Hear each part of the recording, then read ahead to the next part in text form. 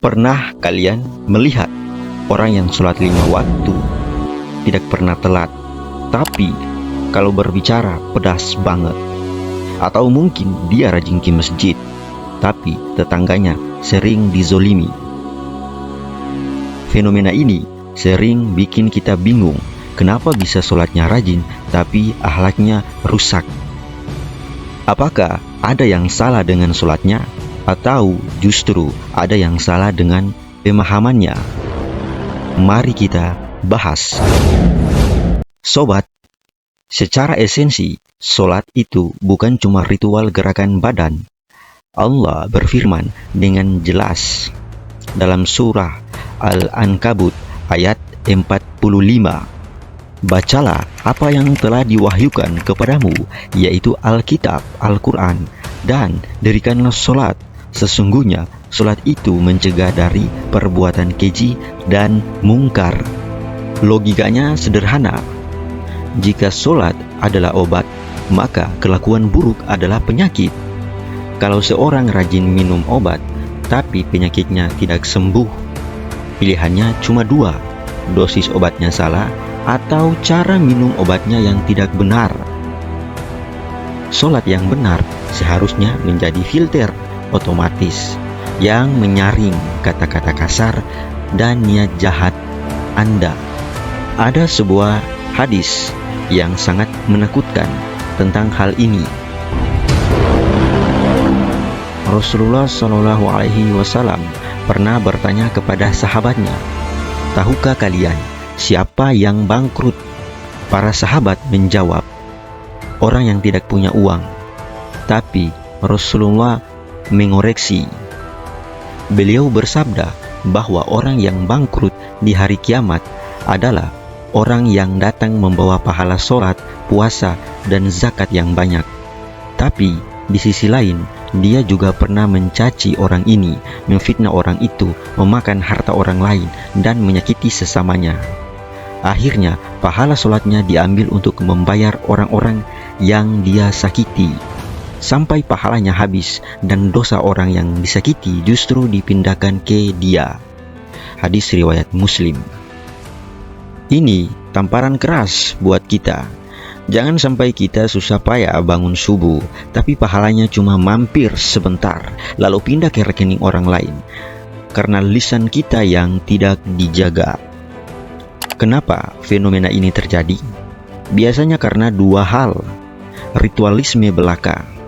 Sholat dianggap sebagai penggugur kewajiban saja, bukan sebagai momen curhat dan transformasi diri di hadapan Tuhan. Banyak yang merasa hubungan dengan Tuhan, hablum minallah, sudah oke. Jadi urusan dengan manusia, hablum minan nas, dianggap sepele.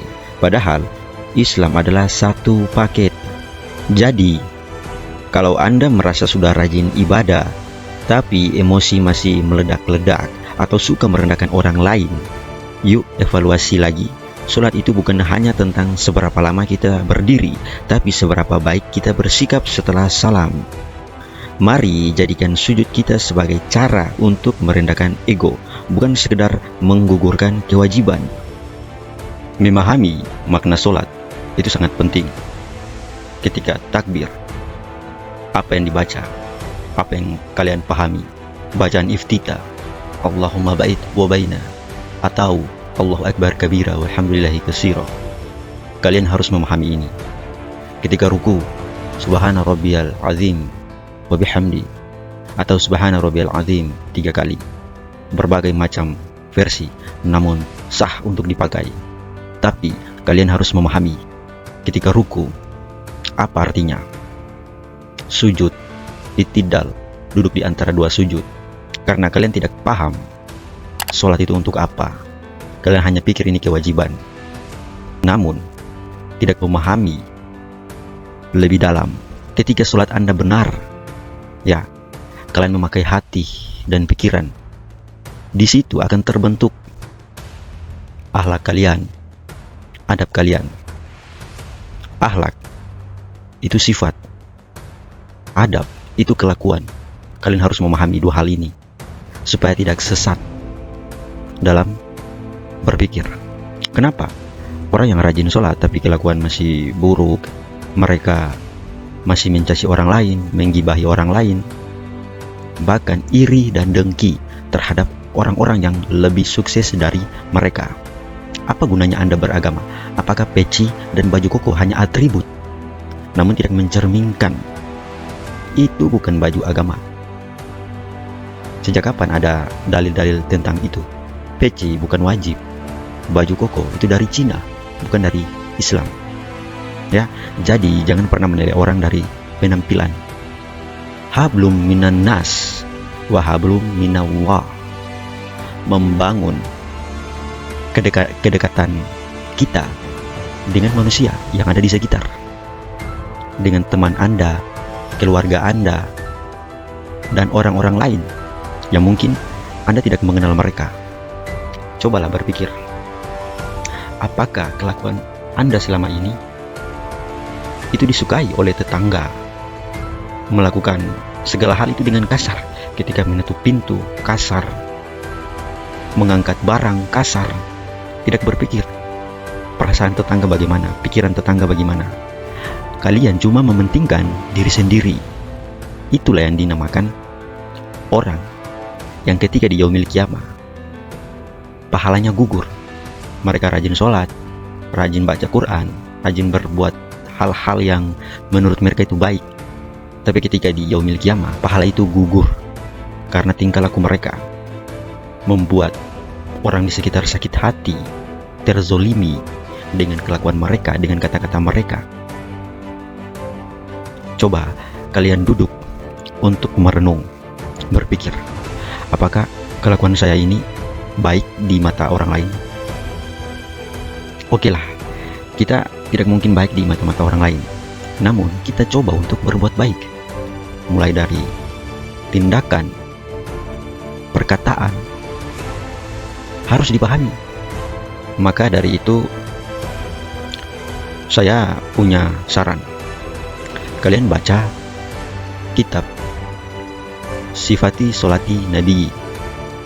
Silahkan klik di deskripsi bawah, saya sudah cantumkan supaya kalian lebih memahami makna sholat, takbir itu apa, sujud itu apa, ruku itu apa. Ya, pakai logika kalian.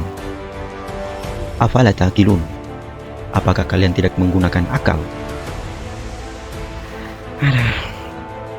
Belajar sosiologi biar kalian paham empati, simpati kepada orang lain, memikirkan perasaan orang lain. Ya, jangan bodoh seperti itu. Islam tidak mengajarkan kebodohan. Ya, ajaran Islam menginginkan umatnya pintar, berakal, berlogika, berpikir kritis. Yang sudah dijelaskan banyak ayatnya di Al-Hujurat, di Ali Imran, dan masih banyak lagi. Islam sangat menekankan hal-hal itu, berlogika, berpikir kritis, dan lain sebagainya, supaya kalian cerdas, berakal.